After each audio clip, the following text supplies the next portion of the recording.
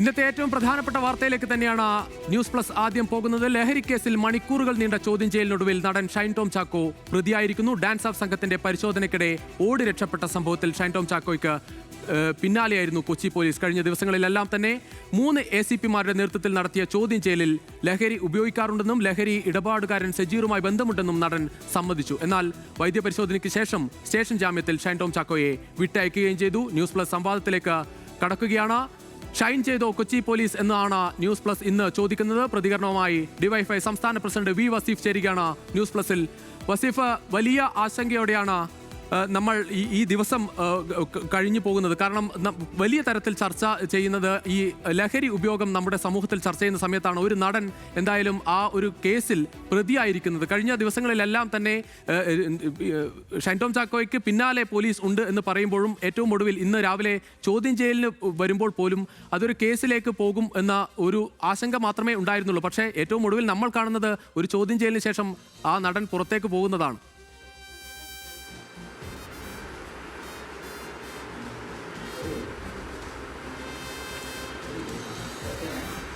ഇവിടെ നമ്മൾ കാണേണ്ടത് ഇപ്പോൾ ഈ ലഹരി ഉപയോഗവും അതിൻ്റെ വിപണനവുമൊക്കെ നമ്മുടെ രാജ്യത്തും ലോകത്തുമൊക്കെ വലിയ രീതിയിൽ വർദ്ധിച്ചുകൊണ്ടിരിക്കുന്നു എന്നുള്ളത് തന്നെയാണ്. വലിയ രീതിയിൽ വർദ്ധിച്ചുകൊണ്ടിരിക്കുന്നുണ്ട്. പല സ്ഥലങ്ങളിൽ ഇത് പിടിക്കുന്നുണ്ട്. ഇപ്പോൾ നമ്മുടെ നാട്ടിലേക്കാണെങ്കിൽ ഈ ലഹരി ഉൽപ്പന്നങ്ങൾ വരുന്നത് പ്രധാനമായിട്ടും കടൽ മാർഗവും വിമാനമാർഗവും ഒക്കെയാണ് എന്നുള്ളത് നമുക്കൊക്കെ അറിയാം. ഏറ്റവും കൂടുതലായിട്ട് വരുന്നത് ഇപ്പോൾ കഴിഞ്ഞ ദിവസം ഗുജറാത്തിൽ നിന്ന് ഏകദേശം 2000 കോടിയോളം രൂപയുടെ ലഹരി പദാർത്ഥങ്ങൾ പിടികൂടിയത് നമുക്കറിയാം. നമ്മുടെ നാട്ടിലാണെങ്കിൽ കേരളത്തിൽ ഇപ്പോൾ ചില കേസുകൾ വന്നു. അത് നമ്മളെയൊക്കെ വല്ലാത്ത രീതിയിൽ പ്രയാസപ്പെടുത്തുന്ന വാർത്തകളായി മാറി. അമ്മയെ കൊലപ്പെടുത്തുന്ന മകൻ, അതുപോലെ ഭാര്യയെ കൊലപ്പെടുത്തുന്ന ഭർത്താവ്, ലഹരിയുടെ ഉപയോഗം കൊണ്ടുണ്ടാകുന്ന അക്രമങ്ങൾ, ഇതെല്ലാം നമ്മുടെ നാട്ടിൽ ആളുകൾ ചർച്ച ചെയ്യുന്ന തരത്തിലേക്ക് വന്നു എന്നുള്ളത് യാഥാർത്ഥ്യമാണ്. പക്ഷെ നമ്മൾ കാണേണ്ടത് നമ്മുടെ കേരളത്തിലെ ജനങ്ങളും കേരളത്തിലെ പോലീസ്, എക്സൈസ് എല്ലാ സംവിധാനവും ഒറ്റക്കെട്ടായി തന്നെ ഇതിനെതിരെ ഒരു വലിയ യുദ്ധം പ്രഖ്യാപിച്ചിട്ടുണ്ട്. അത് മുഖ്യമന്ത്രിയുടെ നേതൃത്വത്തിൽ യോഗം വിളിച്ചു, ഞങ്ങളെ വിളിച്ചു, യുവജന സംഘടനകളെയും വിദ്യാർത്ഥി സംഘടനകളെയും ഒക്കെ വിളിച്ചു. എന്തൊക്കെ ചെയ്യാൻ പറ്റും, പുതിയ പദ്ധതികൾ നമ്മൾ ആവിഷ്കരിക്കുന്നു. അങ്ങനെ ഒരു കൂട്ടായ്മയിലൂടെ ഈ ഒരു ലഹരി എന്ന വിപത്തിനെ നേരിടാൻ ആവശ്യമായ ഇടപെടലുകൾ ഒക്കെ നടത്തിക്കൊണ്ടിരിക്കുന്നുണ്ട്. അതിൻ്റെയൊക്കെ ഒരു തുടർച്ച തന്നെയാണ് ഇപ്പോൾ ഈ ഷൈൻ ടോം എന്ന് പറയുന്ന ആളെ, ഈ സിനിമാ നടനെ, ഇപ്പോൾ നമ്മളൊക്കെ പറയുന്ന വെള്ളിത്തിരയിൽ തിളങ്ങി നിൽക്കുന്ന ആളുകളെ അവരെ പോലും കയറി ചോദ്യം ചെയ്യാനും പിടിക്കാനും യഥാർത്ഥത്തിൽ അങ്ങനെയൊരു നമ്മളൊക്കെ ഇപ്പോൾ സാധാരണഗതിയിൽ അതിലേക്ക് എത്താനൊക്കെ കുറച്ച് പ്രയാസം ഉണ്ടാകും. നമുക്കൊക്കെ അറിയാം. ഇപ്പോൾ 2015 അദ്ദേഹത്തിനെതിരെ ഉണ്ടായിരുന്ന കേസും അന്നത്തെ പോലീസ് എടുത്ത സമീപനവും അദ്ദേഹത്തെ രക്ഷപ്പെടുത്താൻ ഉണ്ടായ സാഹചര്യമൊക്കെ നമ്മളൊക്കെ പരിശോധിച്ചത് വിചാരണ. അത് തന്നെയാണ് ചോദിക്കാനുള്ളത്. അങ്ങനെ ഷൈൻ ചെയ്തു എന്നൊക്കെ പറയാൻ പറ്റുമോ പോലീസിന്റെ കാര്യത്തിൽ ഈ കേസിൽ പോലും? കാരണം ആ കേസ് നടന്ന സമയത്ത് 2015 അറസ്റ്റ് നടക്കുന്നത്. അതിനുശേഷം നടന്ന ഇതേ സർക്കാർ തന്നെയാണ്, ഇതേ പോലീസ് തന്നെയാണ് ഇവിടെ ഉണ്ടായിരുന്നത്. ഈ പോലീസിന് കുറ്റം ചാർത്തിക്കൊണ്ടാണ് കോടതിയുടെ ഉത്തരവ് കഴിഞ്ഞ ദിവസം വന്നതുപോലും.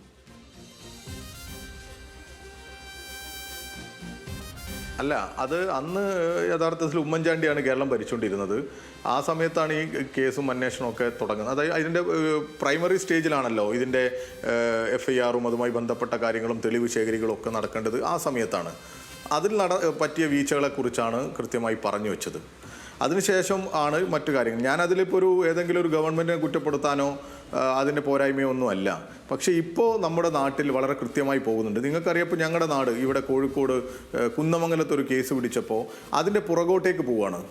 പുറകോട്ടേക്ക് പോയി പിന്നെ ലവ്ലി സർവകലാശാല, പഞ്ചാബിലെ ലവ്ലി യൂണിവേഴ്സിറ്റിയിലെ വിദ്യാർത്ഥികളായുള്ള ടാൻസാനിയക്കാരെ പിടിച്ച് ഇവിടെ കൊണ്ടുവന്ന കാഴ്ച നമ്മൾ കണ്ടു. അത്തരത്തിലേക്ക് ഇതിൻ്റെ പിന്നാമ്പുറങ്ങൾ തേടി പുറകോട്ടേക്ക് പോകുന്ന അന്വേഷണങ്ങൾ വ്യാപിപ്പിക്കുന്ന ഒരു പോലീസ് സംവിധാനം കേരളത്തിലുണ്ട്. അത് ആ രീതിയിലേക്ക് വരുന്നു എന്നുള്ളതാണ്. ഇപ്പോൾ ഈ തസ്ലീമയെ പിടിച്ചതു നമ്മൾ കണ്ടു. തസ്ലീമയെ പിടിച്ചു. ഇവർ ഹൈബ്രിഡ് കഞ്ചാവുമായി ബന്ധപ്പെട്ട കേസ്, അതിൻ്റെ കണ്ണികളിലേക്ക് പോകാൻ ആവശ്യമായ അന്വേഷണവും അതിൻ്റെ പുറകിൽ പോകുന്ന ഒരു അന്വേഷണം നടത്തി അതിന് പിന്നാലെ പോകുന്ന ഒരു പോലീസ് സംവിധാനത്തെയൊക്കെ നമ്മൾ കാണുകയാണ്. പക്ഷെ പോലീസ് സംവിധാനത്തോട് വിമർശനം മാത്രമാണ് ചോദിക്കാനുള്ളത് എന്ന് തോന്നുന്നു വസീഫ്. കാരണം ഈ തസ്ലീമയുടെ കേസിൽ അവർ അന്ന് തന്നെ പറഞ്ഞു, ഷൈൻ ടോം ചാക്കോയും അതോടൊപ്പം ശ്രീനാഥ് ഭാസി ഈ രണ്ടുപേരുമായി ഇത്തരം ഇടപാടുകൾ നടന്നിട്ടുണ്ടെന്ന് അവർ പറഞ്ഞു. അതിനുശേഷം ഒരു ചോദ്യം ചെയ്യൽ പോലും ഉണ്ടായില്ല. പിന്നീട് അടുത്ത ദിവസം വിൻസി അലോഷ്യസിന്റെ പരാതി വരുന്നു. അവിടെയും ഒരു ഇടപെടൽ എക്സൈസിന്റെ ഭാഗത്തുനിന്ന് ഉണ്ടായില്ല, അല്ലെങ്കിൽ പോലീസിന്റെ ഭാഗത്തുനിന്ന് ഉണ്ടായില്ല. ഏറ്റവും ഒടുവിൽ ഈ നടനെ മറ്റൊരു കേസിന്റെ ഭാഗമായി ഡാൻസ് ഓഫ് പരിശോധനയ്ക്ക് എത്തിയപ്പോൾ വലിയ തരത്തിൽ CCTV ദൃശ്യങ്ങൾ പുറത്തു വരുന്നു, വലിയ തരത്തിൽ ചർച്ചയാകുന്നു, മാധ്യമങ്ങളിൽ വാർത്തയാവുന്നു. ആ സമയം വേണ്ടി വന്നു പോലീസിന് ഇക്കാര്യത്തിൽ ഒരു നോട്ടീസ് കൊടുത്തുകൊണ്ട് ഒരു ചോദ്യം ചെയ്യാൻ വിളിപ്പിക്കാൻ പോലും.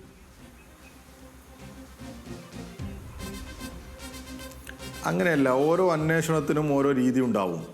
ഇപ്പോൾ പണ്ടത്തേതുപോലെ മാത്രമല്ല, ഇപ്പോൾ ഇതിലെ ഈ സാങ്കേതിക സംവിധാനങ്ങൾക്ക് ഉപയോഗപ്പെടുത്തി ആരെ വിളിച്ചു, ആരുമായി ബന്ധമുണ്ട്, എങ്ങനെയൊക്കെയാണ് അവരുടെ ടവർ ലൊക്കേഷൻ, അങ്ങനെ പലതരത്തിൽ അന്വേഷണം നടത്തും. അപ്പോൾ പോലീസ് ഇതിൽ കൃത്യമായിട്ട് ഈ ഓരോ അന്വേഷണത്തിലും ഇതുപോലെയുള്ള ഒരു ലഹരി ഉപയോഗിച്ചതിൻ്റെ കേസാണിത്. ആ ലഹരി ഉപയോഗിച്ചതിൻ്റെ കേസിൽ ഓരോ പോയിന്റ് ഇട്ടിട്ട് ഇത് ഇന്നത് ഈ രീതിയിലാണ് ഞങ്ങൾ ചെയ്തത് എന്നൊന്നും അവർ അന്വേഷണ ഘട്ടങ്ങളെക്കുറിച്ചും അന്വേഷണത്തിന് ഉപയോഗിച്ച മാർഗങ്ങളെക്കുറിച്ചൊന്നും അവരങ്ങനെ വെളിപ്പെടുത്തില്ല, പൂർണ്ണമായും ആരും പറയില്ല. പിന്നെ ബാക്കി കുറേ നിഗമനങ്ങളിലേക്ക് നമ്മൾ മാധ്യമപ്രവർത്തകർ, കേട്ടു നിൽക്കുന്നവർ, ആക്ഷേപം ഉന്നയിക്കുന്നവരൊക്കെ പറയാം. പക്ഷേ ഇവിടെ കാര്യം നമ്മൾ കാണേണ്ടത്, ഇങ്ങനൊരു കേസിൽ കൃത്യമായ ഒരു പരാതിയോ കൃത്യമായിട്ട് പേര് വെച്ച് ഒരു അന്വേഷണം നടത്തണമെന്നൊരു സംഗതിയോ ഒന്നും എത്താതെ തന്നെ അവരിലേക്ക് എത്താൻ ആവശ്യമായ ഒരു നടപടിക്രമങ്ങളിലേക്ക് കേരള പോലീസും സംവിധാനമൊക്കെ ചെല്ലുകയാണ്. അവിടേക്ക് എത്തി, അങ്ങനെ എത്തി ചോദ്യം ചെയ്യുന്നു. ഇത് ആ ഉപയോഗിച്ച അല്ലെങ്കിൽ ആ നടന്ന സംഭവങ്ങളൊക്കെ നമുക്കൊക്കെ അറിയാം. അതിൻ്റെ ഈ ഇങ്ങനെയുള്ള വാർത്തകളുമൊക്കെയാണ് നമുക്കുള്ള അറിവ്. അല്ലാതെ ഇതിൻ്റെ യാഥാർത്ഥ്യം എന്താണ്, ഇത് ഇദ്ദേഹം ഉപയോഗിച്ചിട്ടുണ്ടോ എന്നൊന്നും നമുക്കറിയില്ല. നേരത്തെ ആയിരുന്നെങ്കിൽ, നേരത്തെ പോലീസ് പറഞ്ഞ കാര്യങ്ങളൊക്കെ ഉണ്ട്. മുൻപ് ഇദ്ദേഹത്തെ പിടിച്ച സമയത്ത് മൂത്രം പരിശോധിക്കുന്നതിന് പകരം രക്തം പരിശോധിച്ചു. അങ്ങനെ അതായത് കയ്യോടെ ഈ അദ്ദേഹത്തിൻ്റെ കയ്യിൽ നിന്ന് മയക്കുമരുന്ന് പിടിച്ച സമയത്തുള്ള അനുഭവത്തെക്കുറിച്ചാണ് ഞാൻ പറഞ്ഞത്. ഇപ്പോൾ അങ്ങനെയൊന്നുമല്ല. ഇപ്പോൾ പേര് പറയാതെയും പിന്നെ പറഞ്ഞു എന്ന് പറഞ്ഞുമൊക്കെയുള്ള ആക്ഷേപങ്ങൾ ഉള്ള സമയത്താണ് അദ്ദേഹത്തിലേക്ക് അന്വേഷണം ചെന്നെത്തുന്നത്. അവിടെയാണ് പിന്നെ ഒരു CCTV ദൃശ്യവും മറ്റുമൊക്കെ പറഞ്ഞ് നമ്മൾ ഇതിനെ ഇങ്ങനെ ഇതാക്കുന്നത്. ഇതിലിപ്പോൾ ഷൈൻ ടോം ചാക്കോ എന്നൊന്നുമില്ല. ആരായാലും, ഏത് മനുഷ്യനായാലും ലഹരി ഉപയോഗിക്കരുത്, നിയമവിരുദ്ധ പ്രവർത്തനത്തിൽ ഏർപ്പെടരുത് എന്ന നിലപാട് തന്നെയാണ് ഗവൺമെൻറ്റിനുള്ളത്. നമ്മൾ ഒറ്റക്കെട്ടായി നമ്മുടെ നാടും ഗവൺമെൻറ്റും എല്ലാ സംവിധാനവും ഒരുമിച്ച് ഇതുപോലെയുള്ള ലഹരി എന്ന വിപത്തിനെതിരെയുള്ള പോരാട്ടത്തിലാണ്. അതിൽ ഒരു നടനാണ് അല്ലെങ്കിൽ വലിയ മഹാനാണ്, അതൊന്നും നമ്മുടെ മുമ്പിൽ അല്ലെങ്കിൽ പോലീസിന് മുമ്പിൽ ഒരു ഘടകമേ അല്ല. അത് കൃത്യമായ അന്വേഷണം ചെന്നെത്തി മുഖം നോക്കാതെ നടപടി സ്വീകരിക്കും.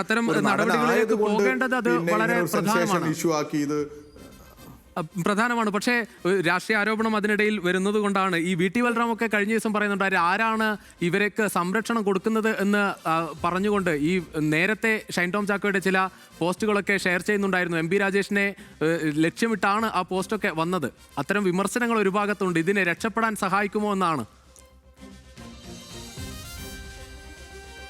നിങ്ങളിപ്പോൾ ഉന്നയിച്ച പേരുകാരൻ്റെ ഒരു നിലവാരവും അദ്ദേഹം ഉന്നയിക്കുന്ന ആക്ഷേപങ്ങളൊക്കെ നിങ്ങളൊന്ന് ആലോചിച്ചാൽ പോരെ. ഇനി അദ്ദേഹത്തിൻ്റെ പോട്ടെ, കേരളത്തിലെ പ്രതിപക്ഷ നേതാവിന് എന്തെങ്കിലും അടിസ്ഥാനമുണ്ടോ, വകതിരിവുണ്ടോ, ഒരു കാര്യപ്രാപ്തിയോടുകൂടി ഒരു നാടിന് വേണ്ടി ഒരു ആക്ഷേപമോ അല്ലെങ്കിൽ ഒരു ആരോപണമോ ഉന്നയിക്കുന്ന രീതി ഇവർക്കുണ്ടോ? ഇല്ല. ഇവർക്കൊക്കെ ഈ ക്ഷീരമുള്ള ഒരു അകിടിൻ ചുവട്ടിലും ചോര തന്നെ കൗതുകം എന്ന് പറയുന്ന സ്വഭാവമാണ് ഇവർക്കൊക്കെ ഉള്ളത്. എന്തിനും ആക്ഷേപിക്കുക. ഇപ്പം എന്തിന് കളമശ്ശേരി പോളിയിലെ കേസ് നമുക്കറിഞ്ഞൂടെ? തുടക്കത്തിൽ പിടിച്ചു, അതിൽ ഒരു SFI ബന്ധമുണ്ട് എന്ന് കേട്ട് ആ വാർത്തയുടെ പുറകെ പിടിച്ച് അവർ ഒറ്റയടിക്ക് പറയാം SFIയെ നിരോധിക്കണം. എന്ത് വിഡ്ഢിത്തായി ഇവർ പറയാം. തൊട്ടു പിന്നാലെ നമ്മൾ കണ്ടു KSUവിൻ്റെ ഉത്തരവാദിത്തപ്പെട്ടവരാണ് ഇതിൻ്റെ ബൾക്ക് സപ്ലൈസ്. ഇവരാണ് ഇത് കൊണ്ടുവരുന്നത്. എന്തിന്? യൂത്ത് കോൺഗ്രസിൻ്റെ സംസ്ഥാന സെക്രട്ടറിയുടെ വീട്ടിൽ നിന്ന്, പത്തനംതിട്ടയിലെ വീട്ടിൽ നിന്ന് 2 കിലോയിലധികം കഞ്ചാവ് പിടിച്ചു. നിങ്ങൾക്ക് പോലും അറിയില്ല, അദ്ദേഹത്തിൻ്റെ പേര് അറിയില്ല. അപ്പോൾ പിന്നെ ഇവർ പറഞ്ഞത് അദ്ദേഹത്തിൻ്റെ അനിയനാണ് ഉപയോഗിച്ചത്. ആ വീട്ടിൽ അദ്ദേഹം ഉണ്ടായിരുന്നു. എന്നാൽ ഈ ആക്ഷേപവും ഗോസിപ്പൊക്കെ ഉന്നയിക്കുന്ന VT ബൽറാമിനെ പോലെയുള്ളവർ, ഈ VD സതീശനെ പോലെയുള്ളവർ ഈ കേരളത്തിലുള്ളപ്പോൾ ഞങ്ങൾ അങ്ങ് പറയണ്ടേ യൂത്ത് കോൺഗ്രസ് നിരോധിക്കണം, യൂത്ത് കോൺഗ്രസിൻ്റെ സംസ്ഥാന സെക്രട്ടറിയുടെ വീട്ടിൽ നിന്നാണ് ഇങ്ങനെയുള്ള പരിപാടികൾ നടക്കുന്നത് എന്ന് പറഞ്ഞ് അങ്ങനെയൊന്നല്ല. നമ്മൾ ഇതിനെ കാണേണ്ടത് അങ്ങനെ ഒരു ചെറിയ കാര്യങ്ങൾ അടർത്തിയെടുത്തല്ല. എത്ര KSUക്കാർ ഈ ഇങ്ങനെയുള്ള കേസിൽ പിടിക്കപ്പെട്ടിട്ടുണ്ട്. നമുക്ക് ഇതേ വിഷയത്തിൽ കാര്യത്തിൽ തന്നെ നിന്നാൽ, കാരണം ഇപ്പോൾ നമ്മൾ ചോദിക്കുന്നത് ഈ കൊച്ചി പോലീസിന്റെ നിലവിലെ നടപടികളെ നമുക്ക് എത്ര കണ്ട് വിശ്വസിക്കാം എന്നത് മാത്രമാണ്. കാരണം ഏറ്റവും പ്രധാനപ്പെട്ട കാര്യം താങ്കൾ തുടക്കത്തിൽ തന്നെ സൂചിപ്പിച്ച കേസുകളുമായി ബന്ധപ്പെട്ട് തന്നെയാണ്. തുടക്കത്തിൽ ആലപ്പുഴയിൽ നിന്ന് ഹൈബ്രിഡ് കഞ്ചാവ് കേസിലെ പ്രതികളുമായി ബന്ധപ്പെട്ട് ഒരു ആരോപണം വരുന്നു. അവിടെ പരിശോധന ഉണ്ടായിട്ടില്ല. ഇവിടെ പോലും നമ്മൾ ഇന്ന് വളരെ സുഖകരമായ ഒരു ജാമ്യം കിട്ടി പുറത്തു പോകുന്ന സാഹചര്യം മാത്രമേ നിലവിലുമുള്ളൂ.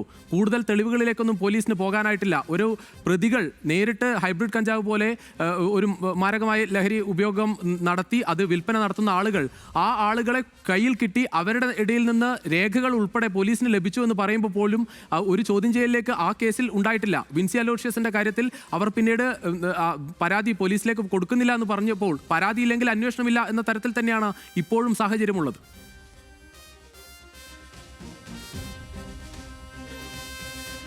അങ്ങനെ നമ്മൾ അങ്ങനെ ചെറുതാക്കി കാണരുത് ഈ സംഭവങ്ങളെയൊന്നും. ഇപ്പം ഞാൻ നേരത്തെ നിങ്ങളോട് പറഞ്ഞു, ടാൻസാനിയക്കാരെ പിടിച്ചു കൊണ്ടുവന്നു. ഇവിടെ പഞ്ചാബിൽ നിന്ന് പ്രതികളെ പിടിച്ചു കൊണ്ടുവരിക, ഇവിടെ വിതരണം ചെയ്തതിൻ്റെ പിന്നാമ്പുറം തേടിയിട്ട്. ഇവിടെ ഈ കേസിലും അതുപോലെയൊക്കെ തന്നെ അന്വേഷണം വളരെ കൃത്യമായി നടത്തും. അതിലൊന്നും ഒരു തർക്കവുമില്ല. നമ്മൾ ഇതിൻ്റെ പിന്നിൽ എന്തോ ഇപ്പോൾ ഷൈൻ ടോം ചാക്കോയെ സംരക്ഷിച്ചതുകൊണ്ട് ഗവൺമെൻറ്റിന് എന്ത് കിട്ടാനാ? ഇനി ഷൈനല്ല, അതിൻ്റെ അപ്പുറത്തുള്ള ആരോ ആയി. എന്താ കാര്യം? ഒരു കാര്യവുമില്ല. നമ്മളെ സംബന്ധിച്ചിടത്തോളം, ഇവിടുത്തെ ഗവൺമെൻറ്റിനെ സംബന്ധിച്ചിടത്തോളം, പോലീസിനെ സംബന്ധിച്ചിടത്തോളം ഞങ്ങൾക്കൊരു ഉറപ്പുണ്ട്, DYFIക്ക് വളരെ കൃത്യമായ അന്വേഷണം നടക്കും. ഇനി ഏതെങ്കിലും പോലീസുകാർ, ഏതെങ്കിലും അന്വേഷണ ഉദ്യോഗസ്ഥർ അവരുടെ വ്യക്തിപരമായ താല്പര്യങ്ങൾ കൊണ്ട് എന്തെങ്കിലും അന്വേഷണങ്ങളിൽ വഴിമുടക്കുന്നുണ്ടോ, തടസ്സം സൃഷ്ടിക്കുന്നുണ്ടോ, അങ്ങനെയുണ്ടെങ്കിൽ അവിടെ ഇടപെടാനുള്ള ശേഷിയും അവിടെ ഇടപെടാനുള്ള ആർജവവും കേരളത്തിലെ ഉന്നത ഉദ്യോഗസ്ഥന്മാർക്കും അതിൻ്റെ മുകളിലിരിക്കുന്ന രാഷ്ട്രീയ നേതൃത്വത്തിനുണ്ട്. അങ്ങനെ എന്തെങ്കിലും ഉണ്ടെങ്കിൽ നിങ്ങൾ ചൂണ്ടിക്കാണിക്കും. പൊതുവെ ഗവൺമെൻറ്റിനായാലും ഇവിടുത്തെ രാഷ്ട്രീയ നേതൃത്വത്തിനായാലും ഈ ഭരണ സംവിധാനത്തെ നിയന്ത്രിക്കുന്നവർക്കായാലും ഒക്കെ ഒറ്റ സമീപനമേ ഉള്ളൂ, അത് ലഹരിക്കെതിരെ നിരന്തരമായ പോരാട്ടം എന്നുള്ളതാണ്. ഞാൻ ഇപ്പോഴും വരുന്നത്, ഞങ്ങൾ DYFIയുടെ നേതൃത്വത്തിൽ ലഹരിയാവാം കളിയിടങ്ങളോട് എന്ന മുദ്രാവാക്യം ഉയർത്തി നടത്തുന്ന ടൂർണമെൻറ്റിൽ പങ്കെടുത്താണ് ഞാനിപ്പോൾ വരുന്നത്. അവിടെ നിന്ന് ആ ഗ്രൗണ്ടിൽ നിന്ന് നൂറുകണക്കിന് യുവജനങ്ങളെ അഭിസംബോധന ചെയ്തിട്ടാണ് ഞങ്ങളൊക്കെ വരുന്നത്. ഓരോ ദിവസവും ഇങ്ങനെയുള്ള നൂറുകണക്കിന് ക്യാമ്പയിനുകൾ ഞങ്ങൾ നടത്തിക്കൊണ്ടേയിരിക്കുക. നിരന്തരമായി ഈ ലഹരി ഉപയോഗത്തിനെതിരെ, ലഹരി വിപണനത്തിനെതിരെയൊക്കെയുള്ള പോരാട്ടത്തിലാണ് ഞങ്ങൾ DYFI ഉള്ളത്. എവിടെയെങ്കിലും ഈ ആക്ഷേപം ഉന്നയിക്കുന്ന ഈ VT ബലറാമന്മാരുടെ, സതീശന്മാരുടെ എന്തെങ്കിലും ഒരു ക്യാമ്പയിൻ ഈ ഗ്രൗണ്ട് ലെവലിൽ ഈ നാട്ടിൻ പുറത്ത് എവിടെയെങ്കിലും നിങ്ങൾ കണ്ടിട്ടുണ്ടോ? നിലവിൽ DYFIയോട് ഇത്തരത്തിലൊരു ചോദ്യമില്ല. പക്ഷേ ചോദ്യം പോലീസിനോട് മാത്രമാണ്.